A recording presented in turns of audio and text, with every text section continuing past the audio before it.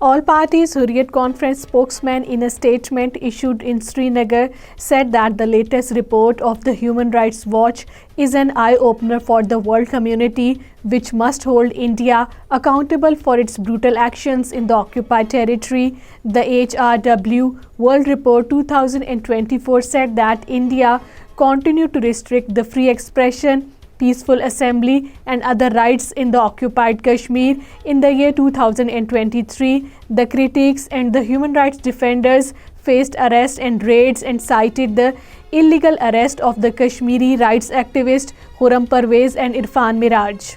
Indian forces personnel have intensified checking, frisking, surveillance and patrolling in the name of security measures in the occupied Kashmir days ahead of the 26th January, which India observes the Republic Day.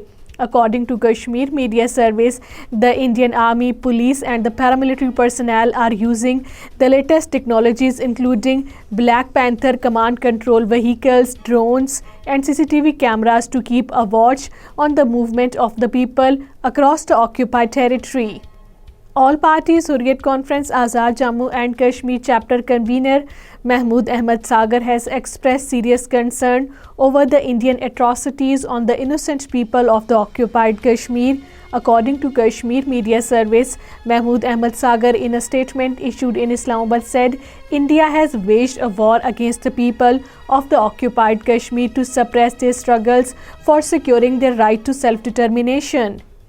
People's Democratic Party has said that the power projects in the occupied Kashmir are catering to the needs of the Indian states instead of fulfilling the requirements of the local people who are not receiving proper electricity supply during the winters. According to Kashmir Media Service, the PDP General Secretary Ghulam Nabi Lone, addressing a press conference in Srinagar, condemned the occupation authorities for handing over the Ratel Power Project to the Indian state of Rajasthan.